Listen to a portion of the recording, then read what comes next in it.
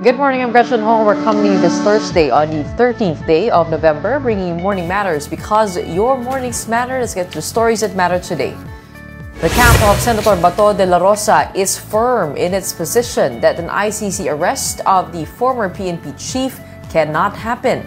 His lawyers argue that there is no legal foundation for the Philippine government to surrender a Filipino citizen to the International Tribunal. President Bongbong Marcos leads the launch of Oplan Contra Baha to combat Metro Manila flooding. Marcos says the goal is a 60% reduction in flooded areas to be achieved by repairing pumping stations and continuous dredging and cleanup of rivers. And PBA star June Mar Fajardo is the real MVP. June Mar has donated his first MVP trophy to the Tulong Mga Kapatid Bayanihan Drive to help those affected by recent calamities. Welcome to our program, Morning Matters, where we talk about the issues you need to know for the rest of your day. Now, first on the agenda, questions continue to swirl around the whereabouts of Senator Bato de la Rosa after reports surface that the International Criminal Court may have issued a warrant of arrest against him. But his lawyer insists the senator is not in hiding. More in this report. Following reports of an arrest warrant from the International Criminal Court, Senator Bato de la Rosa remains out of public sight, but his lawyer Israelito Torreon insists on the big story. He is not in hiding. We just want to secure more facts, knowing the different messages being given to us by the administration. A high government official, the ombudsman himself, who is supposed to be an impeachable officer and who's supposed to be the protector of the people, but is now acting like the unofficial spokesperson of the ICC, claims that there is a warrant of arrest against him. So it is just but natural for Senator Bato to verify what are the facts. Torreon also confirmed filing a petition before the Supreme Court, seeking a temporary restraining order against the DOJ and other agencies from enforcing any potential warrant. There is a clear and urgent necessity for the court to act because of grave and irreparable injury that may happen or that may arrive or that may occur insofar as the rights of the petitioner is concerned. Asked if he would advise the senator to seek refuge inside the Senate, Torreon said no, citing possible legal risks following palace statements that it would be illegal. Meanwhile, Senator Amy Marcos came to de la Rosa's defense, calling the ombudsman's statements a big farce. Ang malaking kabulastugan ng pinagsasabi nila na may balita, na merong warrant, na narinig nila, na may kopya, na hindi maipakita, pero sinentensyahan na kung anong gagawin. Ano bang kalokohan yan? Kung may warrant, ilabas. Kung walang warrant, tumahimik na kayo. Tantanan na ninyo kami. Ano ba naman pananakot ng ginagawa yan? De la Rosa has yet to appear in Senate sessions, though Senate President Tito Soto clarified that senators are not required to explain their absences. He is expected to attend the plenary debates on the Department of National Defense budget next week. The last time De la Rosa was seen in public was during relief operations in Cebu for victims of Typhoon Tino. Senator Amy Marcos has revealed that some witnesses in the flood control scandal are allegedly planning to retract their testimonies when the Senate Blue Ribbon Committee resumes its inquiry on Friday, November 14. Marcos, however, declined to identify which witnesses intend to take back their statements and added that certain individuals who wish to speak are being deliberately prevented from doing so. Sa palagay ko, kahit ano pang mag-recant dyan, kahit ano pang mangyari, kahit si Gutesa man at yung iba pang Marines ay magbaliktaran. Di ba sinisiraan na siya, naumpisahan na peke daw, yung nag-notarize, nag-falsify daw, kung ano-ano ang sinasabi. Wala naman naniniwala na sa inyo. Linilin lang ninyo ang sambayan ng Pilipino. Pero ang Pilipino hindi na po magpapaloko. Basta, yun na yun. Abangan na lang ang susunod na kabanata. Basta alam ko na magbabaliktaran ang mga testigo. Asahan ninyo. Tinakot ng tinakot. Tapos, yung mga gustong magsalita pa ay itinago. The senator also disclosed that former House Speaker Martin Romualdez had initially planned to testify before the committee but later decided to back out. When asked for a response, Senate Blue Ribbon Committee Chairperson Senator Ping Lacson said he would not engage with Marcos's remarks. Nagbago ata isip, nahiya din sa sarili. Kasi ang dating narinig ko, magiging state witness, siya ang magiging star witness, bibigyan ng witness protection. Pwede ba naman yon? Linuloko na tayo ng lubus-lubusan. The Independent Commission for Infrastructure will prioritize the investigation of 80 of more than 400 suspected ghost flood control projects nationwide. DPWH Secretary Vince Dizon meanwhile said around 40 officials and contractors could face imprisonment before Christmas. Here's a report. The Independent Commission for Infrastructure will prioritize the investigation of 80 out of more than 400 suspected ghost flood control projects across the country. According to ICI Special Advisor and former PNP Chief Rodolfo Azurin, the projects allegedly involve 15 to 18 contractors previously identified by President Bongbong Marcos. The commission is also set to visit Ilocos and Cebu this week to inspect flood control projects in Central Cebu, Cebu City, and Mandaue, areas that were severely affected by recent typhoons. Titingnan natin yung bakit gano'n yung nangyari despite sa napakalaki ng funding na dinala doon. Sabi nga ni Governor, 26 billion plus. So, medyo yun ang pinapatingnan ni ICI Chairman. We are now getting yung mga bid documents through the help of the CIDG and the NBI kasi meron silang subpoena power. So we need to study yung bid document. Ibabangga namin yan dun sa actual na implementation. The Department of Public Works and Highways will likewise submit a report to the ICI on unimplemented projects in Cebu, despite the presence of a flood control master plan dating back to 2017. This was announced by DPWH Secretary Vince Dizon following the ICI's High Command Conference in Camp Crame, Quezon City, which was attended by officials from the Ombudsman, DOJ, NBI, PNP, and AFP. Ang purpose ng meeting na to is paano mapabilis lalo at ma-expand yung coverage. Kasi ang dami. No, ang daming kailangan ikutin all over the country. And sa dami ng mga ibang mga kailangan gawin, kailangan systematic yung pag-iikot. So, and kailangan ma-cover lahat. You can just imagine, libo-libo yung mga proyekto, doon pa lang sa mga suspected ghost, 400 plus na yon. Although marami nang na-validate sila, General Azurin at yung kanilang mga iba't ibang teams, ano pa rin, kailangan bilisan pa rin. Dizon also denied claims that the participation of the PNP and AFP was due to security concerns. Sila ang initially na nag-validate, di ba? Dahil nga, sila yung nasa ground, sila yung nandun mismo, sila ang pinakamaraming mga tauhan sa iba't ibang mga lugar sa bansa. So, sila yung initially nag-validate, so kailangan kasama pa rin sila. The DPWH chief further stressed that some individuals will be spending Christmas behind bars. Dizon estimated that around 40 people could face imprisonment for their alleged roles in fraudulent flood control projects in Bulacan and Oriental Mindoro. Among those expected to be charged are former DPWH officials and engineers Henry Alcantara, Bryce Hernandez, and JP Mendoza, as well as the couple Curly and Sara Discaya, and St. Timothy Construction. Also named were former Congressman Zaldico, Sunwest Incorporated, Wawaw Builders, and several others. The DILG is investigating 24 local officials who left the country during the height of Super Typhoon Uwan. Interior Secretary John Vic Remulla said most of the officials, including several mayors, traveled abroad between November 9 and 15 despite a directive suspending all foreign trips. He reminded local leaders that they have a moral duty to stay and lead disaster response efforts. Isabela Governor Rodolfo Albano III defended his trip to Germany, saying it was for an agricultural trade fair that had long been approved. Up next, with the goal of decreasing Metro Manila flooding by 60%, President Bongbong Marcos launches Oplan Contra Baha. Let's discuss this with urban and environmental planner Dr. Dinky Ainsedel when we return after a quick break. Keep it here.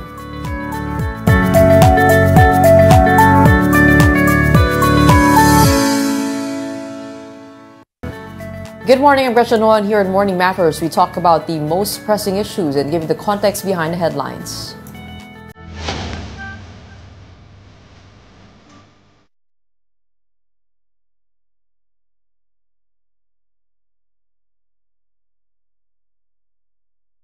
President Marcos has launched a nationwide campaign to ease the country's flood woes, starting in Metro Manila.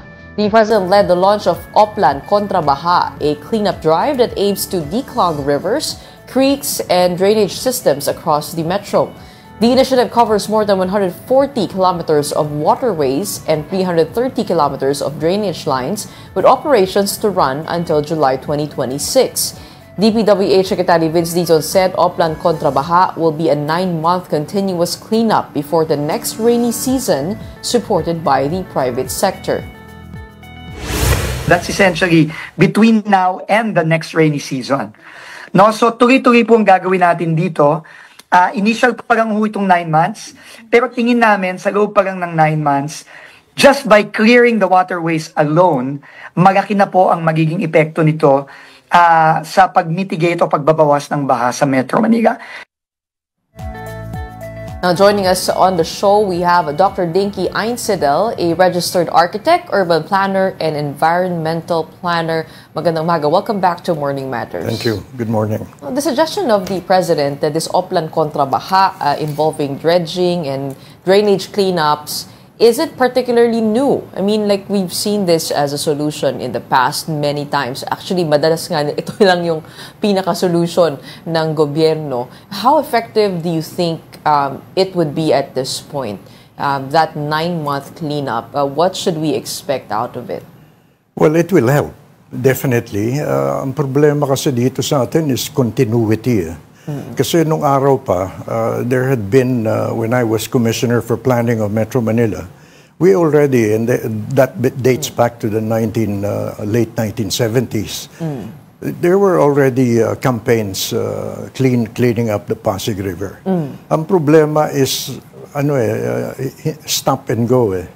It needs to be continuous because as population continues to increase and economic activities continue, solid waste is going to be generated. And unfortunately, a lot of it ends up in our creeks and rivers. So yung paglilinis talaga, dapat yun continuous. Bakit nga ba hindi continuous yan? Meron po tayong budget for flood control management. Hindi po ba? I mean, what is your knowledge as to why there hasn't been a maintenance plan for this? And what would it take exactly to declog our drainage systems? Okay. Kasi, culturally, mahilig tayo mga Pilipino magtayo ng bago. Pero hindi tayo magaling mag-maintain kung ano yung naitayo na. So, madalas tayo ng bago, pero hindi na maintain properly yung naitayo. So, while merong mga budgets and may mga plano for regular maintenance, parang hindi siya nabibigyan ng importansya. And then, ang nabibigyan ng importansya ay yung pagtatayo ng bago. No? Puro bago. Ang nangyayari nga, pag nagkakabara-bara na yung mga drainage system, hindi masosolve yun ng bago. Kailangan linisin mo yung... Sino po ba ang in charge doon sa maintenance ng drainage systems natin?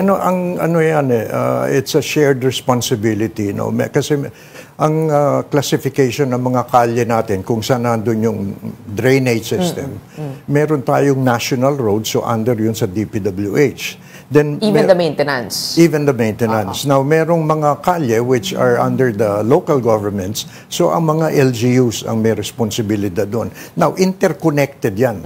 So, kailangan pati yung maintenance coordinated. Hindi pwede yung gagawin ng national yung sa kanila, pero hindi gagawin ng local yung nakakabit sa national pipeline. So, parang ineffective yung magiging maintenance na gagawin ng DPWH kung hindi gagawin ng local governments, yung kanila namang parte. Yung, kumbaga, hindi mo naman mapipigilan yung baha na tumawid ng boundary. Right. That's right. Oo, hindi naman titigil sa boundary yun. And, diba? Do you think a central body would work to be able to have oversight?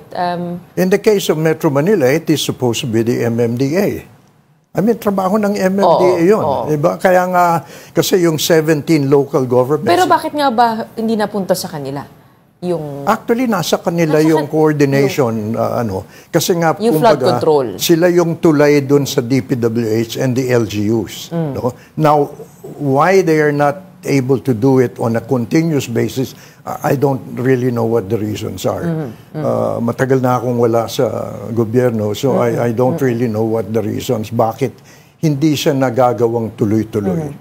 Well, speaking of just having one synchronized plan across all cities, you have been pushing for the revival of a master plan centered around the river basins. Oo. Hindi po ba meron naman po tayo nung plano na yon? I mean, it's been discussed several times during the administration of Pinoy na meron nang nagawa. Have you seen it? Well, I have not seen any, pero nung I tried to investigate, kasi ang DENR ang nag-oversee nung preparation of the river basin plans. Ang nasabi sa akin is that the river basin plans were not entirely flood control oriented. It was a management of the river basin in terms of ensuring the continuous availability of water or irrigating agricultural lands and protecting environmentally sensitive areas. So it's not just flood control. So according to DENR, yun daw mga river basin plans were not complete in terms of flood projects. That's why hindi siya nai-implement. So ngayon, with the launch of the new program, I understand that they will be trying to update the plans. So do you think that's better to have to take that perspective of managing the river basins, or would it be better to just focus on flood control or have those two separate?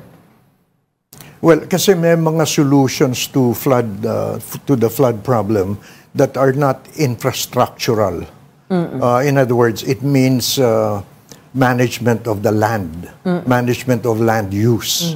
So, for example, the amount of development that takes place in a city, when you build a lot of buildings, streets, and parking lots, nababawasan kasi yung ability of the soil to absorb rainwater.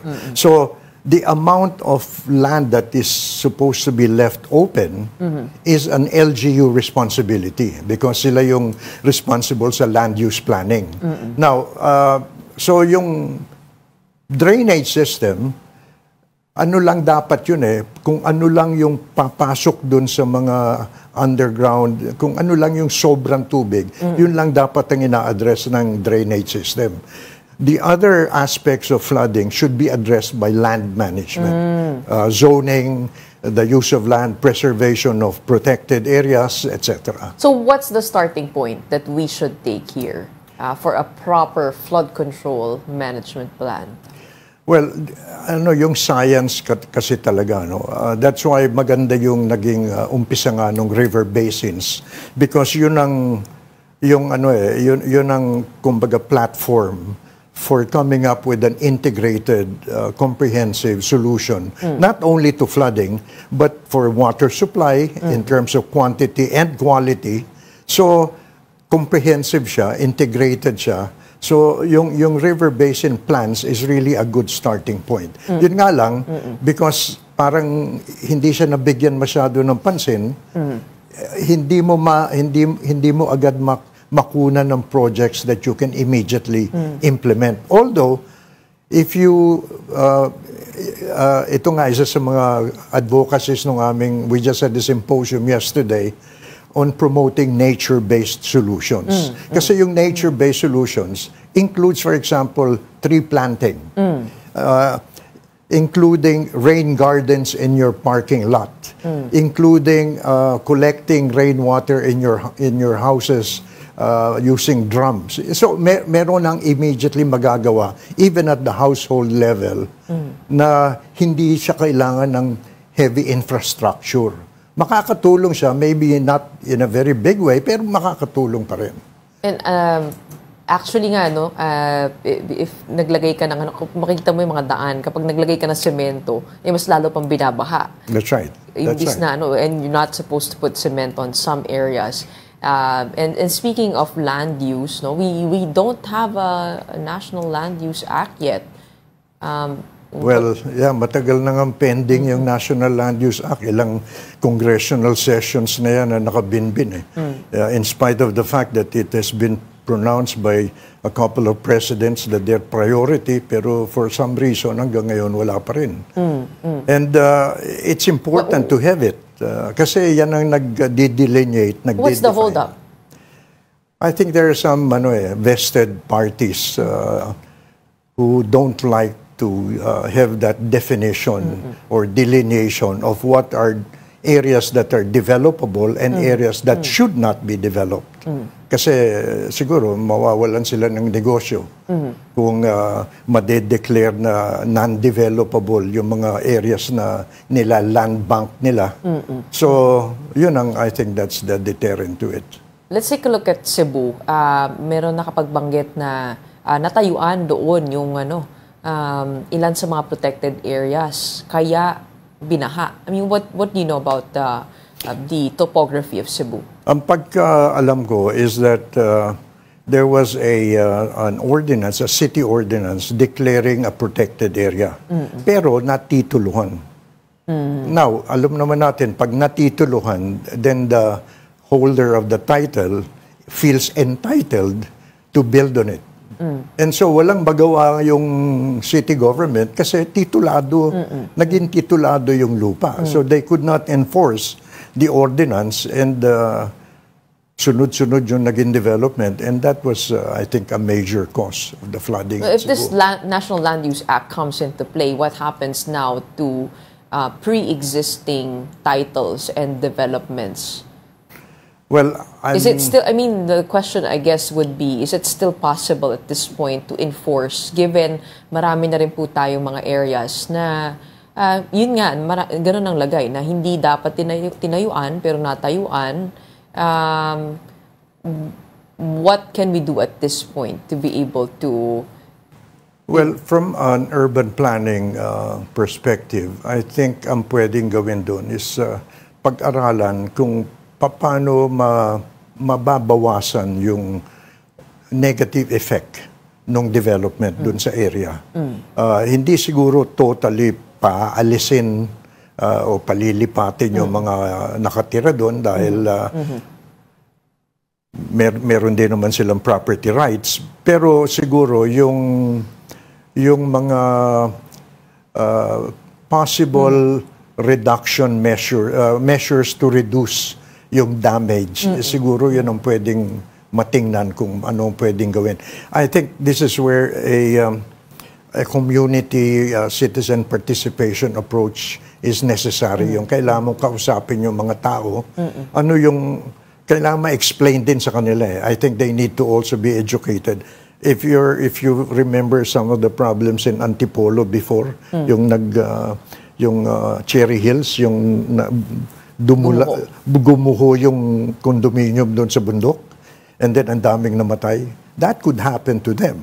So I think they need to also be educated that and they need to be made aware na kung hindi mo babawasan yung risk of a future damage, that's the kind of danger you are in. Diba? So I think makukumbinsi naman, and there would be some kind of a middle ground siguro na pwede. It may not be 100% guaranteed na talagang safe ka, pero at least mabawasan man lang sana yung extent ng possible damage. What do you think is working for Iloilo's flood control project? I mean, the Haro floodway has been trending and has gone viral online for being a flood control project that works. What are you seeing there in the way that the Japanese do their flood control projects? Well, fortunately, I was involved with that project. It was part of an ADB-funded project, yung Metro Iloilo-Guimaras Infrastructure Master Plan. So, ang advantage yan is napag-aralan well in advance. And it considered the whole of Metro Iloilo, hindi lang Iloilo. No? Kasi yung tubig baha, nanggagaling yan sa upstream, which may be in another LGU or in another province. Di ba? Pero yun nangyari sa Sendong sa Mindanao. No? Another province yung pinanggalingan ng tubig, bumaksak dun sa Cagayan de Oro. So, napag-aralan in the case of How many years did it take before it was built? Well, it was programmed for construction over a number of years. No? Pero kasi merong plano at naikasa yung budget, continuous yung implementation. Kasi yun ang problema sa flood, yung one of the reasons why we have a lot of floods, is yung mga projects na iniimbestigahan ngayon, putol-putol eh. Chop-chop. Chop-chop eh. Project to project instead of a continuous master plan, para bang na-chop-chop siya. In the case of Cebu, yung flood control master plan na Cebu, it was an integrated master plan and then continuous yung implementation. Now, ang maganda pati sa Cebu, si Jerry Treñas continuously was the mayor. And then nung si Jed Mabilog took over, itinuloy pa rin ni Jed. So, there was continuity in the implementation. Ang problema kasi in other areas is, pag iba na yung mayor, parang umpisa ka na naman sa umpisa. Kung ano yung naumpisa, ititigil dahil ibang mayor daw ang makikinabang Actually, doon. meron nagko-correct niyan online, galing din po sa Iloilo, I think from the city,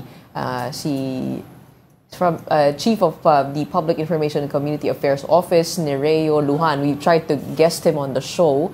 Sabi niya, nakumpleto raw itong Haro floodway before pa ng time ni Mayor Treñas. So this took me a really long time. May feasibility studies before it was actually constructed. And then nung panahon niya, parang nagdagdag na lang daw ng parang improvements sa revetments.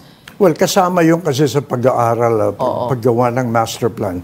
Kung meron ng nagawang previous improvements that need to be integrated into the plan. Kasi nga, yung problema ng flooding is complex. It involves a number of LGUs, a number of levels of interventions by the government. So, kailangan talaga pag-aaralan, ano yung nagawa na before, ano yung nakapropose in the future, and how are they interconnected. So, ipapasok mo yun doon sa plano, then you come up with the budget for implementing it, you determine how many years and who will implement. And pero kung titignan mo po yung floodway, wala siyang revetment walls on the sides. I mean, ano yung technology na ginamit nila? Well, no, kasi before when a flood control project is undertaken, dun sa pag-aaral, saan yung natural drainage ways? And then, ano yung characteristics ng drainage way na yun? If it's an existing river or a creek, ano yung nandun? Now, marami kasi sa Iloilo mga mangroves eh. Yung mga creeks and rivers nila, marami silang mangroves eh. And since nakakatulong yung mangroves to delay the flow of floodwaters and to absorb the floodwaters, ni-retain nila yon. Hindi nila inalis. Hindi nila pinalitan. Hindi nila pinalitan. Kasi ang ginagawa doon sa ibang lugar, sinisimentohan nila agad eh. Ito, hindi nila sinimentohan. Pero parang meron po. There is also a presence of gray infrastructure still with that floodway. Iba lang yung pagkakatayo niya. Parang mas siya level. Yeah, meron kasing sistema called gabions. Yes. Ito it looks like a cage, a wire. Yan po yung GI steel. Well, galvanized iron steel, tama po ba? Well, it's either a steel cage or a metal cage na perforated siya or kumisan screen parang chicken wire ganun.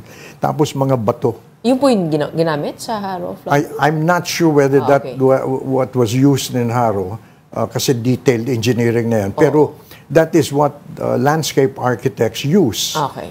So that pag flow ng tubig sa ilog, instead na simento, it flows through these gabions. And then, yung I understand what you mean kasi I did the flood control management in my own area. Okay. And I used gabion. Okay. At tama po kayo, yung sinasabi nila, lumulusot kasi yung tubig. Yes.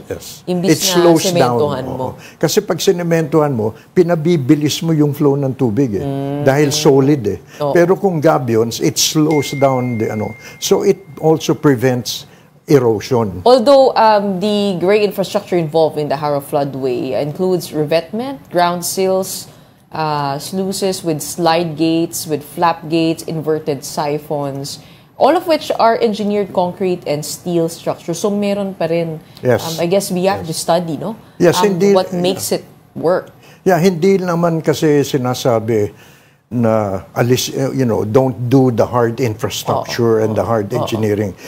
Pero it has to be done in the proper places. Yung report kanina ni Secretary Vince Dizon na inimbestigahan nila yung mga ghost projects, marami din silang na-discover na projects, mali ang pagkalagay ng dike. Instead na makatulong sa flood control, it made flooding worse. So, in fact, I think they will be destroying or demolishing that because nakakasama napapalawak yung flood. So do you think extent. we should remove the dike construction altogether from the district engineering office and just move this to national? I mean, because you're also balancing here. I understand, no? Parang somehow you're balancing the long-term solutions and also trying to mitigate the effects of the flooding on the local community surrounding these flooded areas. Kumbaga parang lalagyan mo ng dike yan para hindi makapunta o hindi manganib yung buhay ng mga taong nakatirang malapit doon. And so, yun yung binabalanse mo dito. Pero kailangan mo pa rin kasi yung problema kasi ng baha is site-specific, location-specific. So, kailangan mo nung district level intervention. Ang problema is baka kulang ng capability at the district level. No, na that's why nagkakaroon ng mga projects na mali ang pagka-design, mali ang pagkalagay, and there's not enough people who were able to check. Now, I understand itong bagong programa, yung ni-launch kahapon, DPWH has mobilized experts to help them in checking whether these proposed projects are science-based and technically correct. So, hindi yung parang iniwan na lang dun sa district to implement what they want to implement. And I guess that's the reason why we do need a master plan para kung sino man ang may hawak nun ay naiintindihan na iisa lamang ang plano and we're all moving towards. That's right. So may master plan ka at the national, but you also need a master plan for the river basin and for the district level as well. Well, I think there are solutions at hand. It's not like we haven't seen things that work. We just have to piece them all together. Yeah. In the meantime, maraming salamat for joining us this morning and helping us gain more insight into what should be done moving forward. We have Mr. or Dr. Dinky Einsedel, a registered architect, urban planner, and environmental planner. And coming right up, a new all-time low for the Philippine peso. The local currency closed at 59 pesos and 17 centavos to the US dollar on Wednesday, breaching the former record of 59.13 from October 28. All that and more when Morning Mattress returns. Keep it here.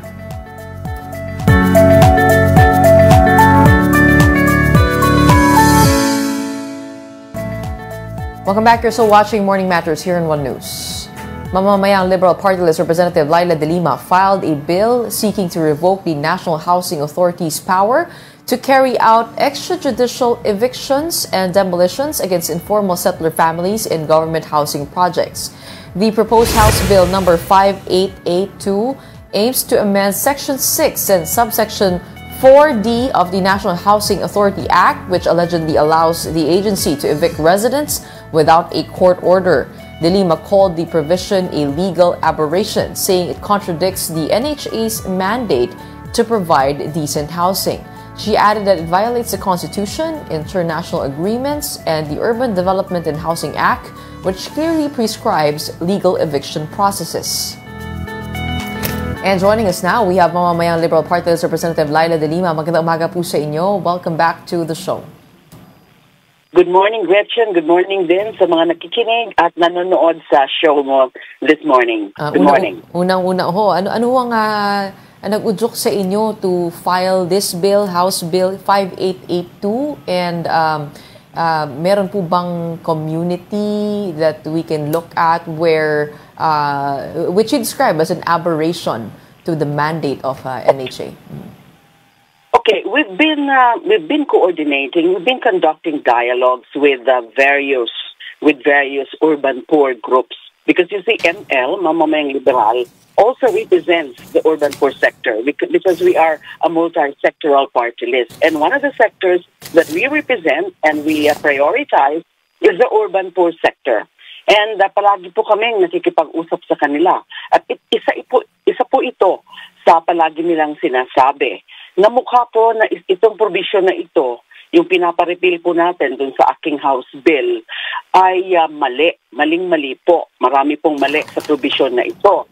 Kasi may mga certain areas, although I don't have the list right now, pero sabi nila, nanganganib daw ang sitwasyon nila because now of this power of the NHA granted to the NHA to summarily eject and dismantle without the necessity of judicial order.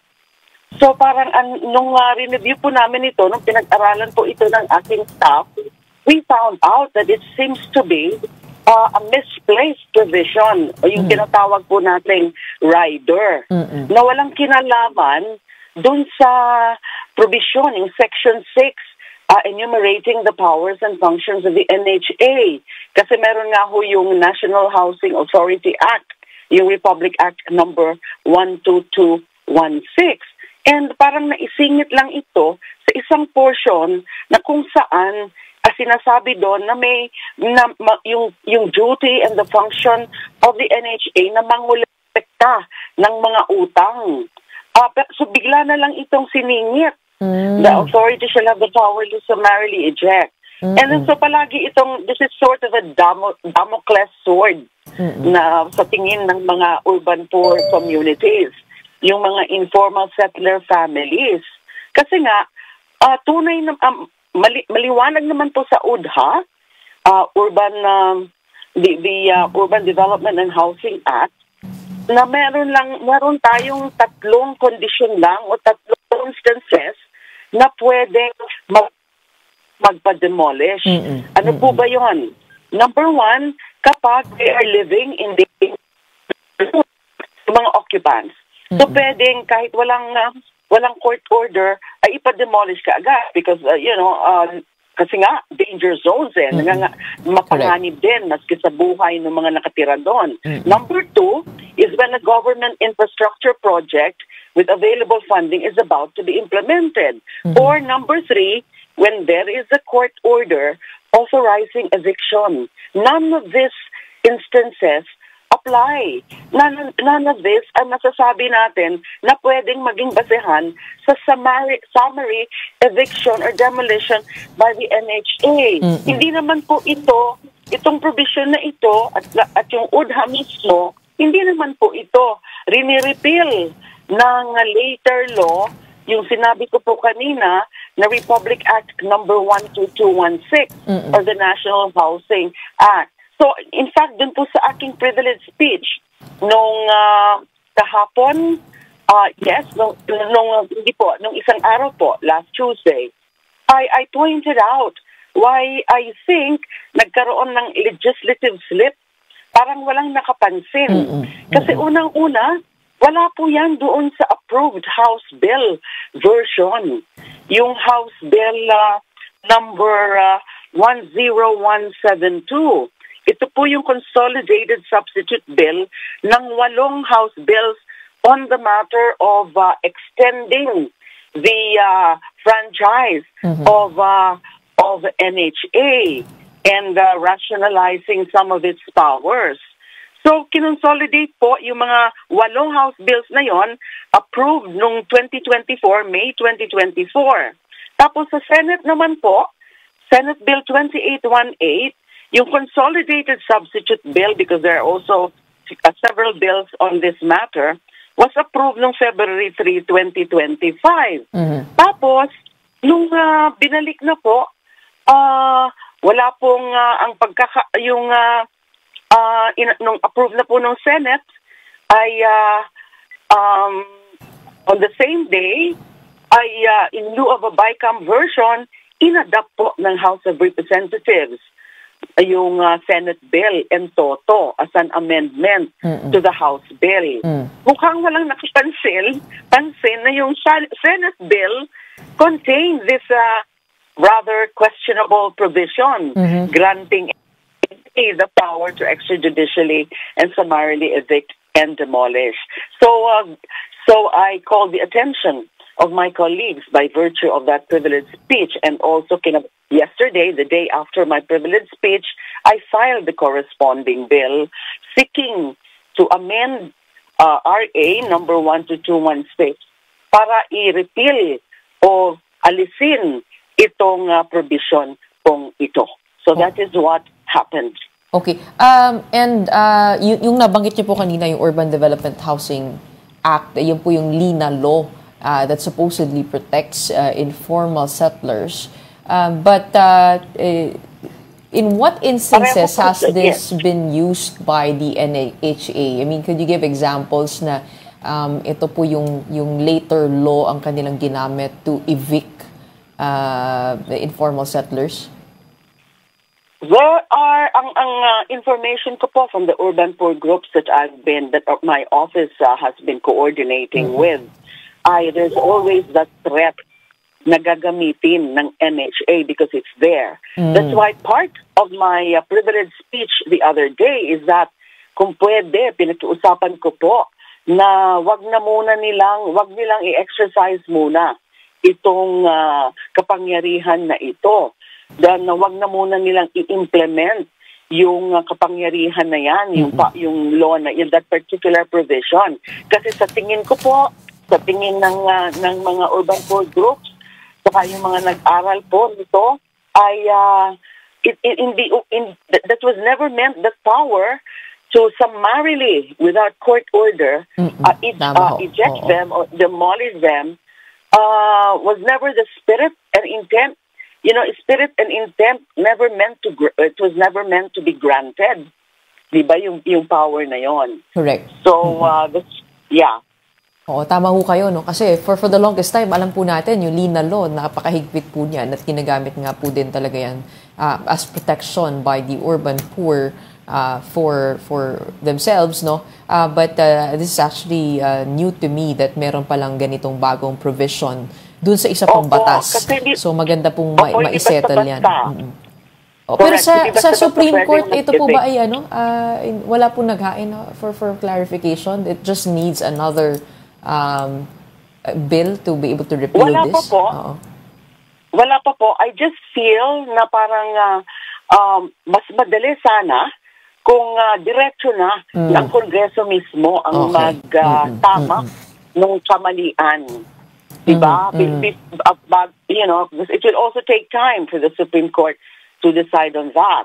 So mas maganda na, you know, sana makumbinsi yung mga kapwa ko mambabatas na nagkamali nga sa paglagay nitong provision na to at aksyonan by deleting the same. Okay. Opo. Moving on to other matters, Congresswoman, yes. Particularly on the said arrest warrant that's out for Senator Bato de la Rosa. Do you believe that there is really a warrant out for him? And I guess the other question is what might be the motive for the ombudsman to preempt the announcement of that arrest warrant? Okay, first, there is only that information, and that announcement of the current ombudsman about the issuance of the warrant of arrest. We need to wait for the official announcement from the ICC itself. But But their policy, ang alam ko po, ang policy po ng ICC ay hanggat hindi pa yan na-implement, that is supposed to be confidential. Now, of course, I cannot second-guess the motivation on the part of the current ombudsman kung bakit nagkaroon ng ganyang premature announcement. But having said that, hindi na po actually nakakagulat yan because we have been expecting that already, at least on the part of those who have been monitoring the developments dyan sa kaso na yan before the ICC. Kasi sino pa nga ba ang susunod na i-issuehan ng warrant of arrest but the former chief of, the former PNP chief himself, who was the chief implementer of the war on drugs. Talaga namang sila nila former President Rodrigo Duterte ang talagang chief, ang principal perpetrators of those alleged crimes against humanity. So hindi na po yan nakakagulat, maski yung pag-issue na yan ng warrant of arrest. It seems to have given the senator some time, no, to be able to, sabi nga ni Attorney Torion kagabi, sa isang programa po natin na hindi siya in hiding, he is making himself unavailable. So the early announcement of that arrest warrant seemed to have that effect, as opposed to with the former president, it was much more discreet. Talagang nagulat ang lahat na in-implement na ito. How difficult will it be to enforce the warrant this time around if it is indeed out? I mean, given that Senator Bato is an incumbent senator, and also, pwede ba siya magtago dito sa Senate grounds? Well, okay, Matt, there is, of course, that constitutional provision, yung immunity from arrest while Congress is in session. Pero hindi naman po yan, kasi tingnan ho natin yung provision na yan, ay nakasabi dyan, kapag yung the crime involved, the criminal charge involved is punishable by less than 6 years imprisonment. Yun ang pwede na to invoke immunity, parliamentary immunity from arrest while Congress is in session. Very important yung while Congress is in session. In other words, he cannot hide indefinitely. He cannot hide forever. Kasi kung mag-recess na yan, mag-adjourn na yan, ay hindi na pwede na magtago lang siya o seek sanctuary inside the Senate premises. And then yung sinasabi ko po kanina, we have to also ask, since he is being as murder as a crime against humanity. Now, grave offense, a very serious offense. And that cannot just be punishable by less than 6 years imprisonment. So is that covered by the parliamentary immunity from arrest? So ang aking pong masasabi lang is mas maganda po sana if the time comes ay mag-surrender na lang. Huwag na lang pahirapan yung the proper authorities to execute the warrant of arrest because it is issued by an international tribunal with competent jurisdiction to investigate crimes against humanity. Attorney Torion did say that wala pa raw IRR, itong RA 9851 or the law on crimes against humanity, and kailangan pa daw po nito ng enabling law. He said, or they insist that any surrender must have judicial approval first. And also, kahapon nag-file na raw po sila ng TRO petition sa Supreme Court. Kumbaga, before, and because there hasn't been any decision released yet on their petition to the Supreme Court on the constitutionality of the arrest of the former president. So kaya nagre-request po sila ng temporary restraining order dito. Your reaction to those two actions from the legal camp of the senator? So the petition or the request for TRO is in relation to the Duterte case, or is that in relation to in relation to the Duterte case? But that cannot be applied to the situation of Senator Bato. So even granting that that is that the request for TRO or the case filed yesterday, I'm sorry, Gretchen, I'm not yet aware of that petition filed yesterday before the Supreme Court. So it's a case before the Supreme Court. But having said that, I wish to point out yung sinasabing wala pang IRR or hindi pa yan pwedeng i-invoke. Matagal na po yung RA 9851 that is if I'm not mistaken, circa 2009. It's even there. It has been enacted into law even prior to the Philippines ratification through the Senate of the Rome Statute. So invocable na po yan. Ginagamit na po yan. Yung RA 9851. Tapos yung judicial permission or judicial imprimatur for the implementation of the arrest warrant, he must be referring to the SC rules on extradition, the one recently promulgated by the SC. That is not, for me, ang opinion ko po, and I think this is shared by some other members of the legal community, is that it's not applicable kapag ang warrant of arrest is issued by an international court or international tribunal like ICC. Kasi yung rules on extradition, which is the implementing rule on our law on extradition, PD 1069, only contemplates yung state-to-state. Yun ang extradition treaty.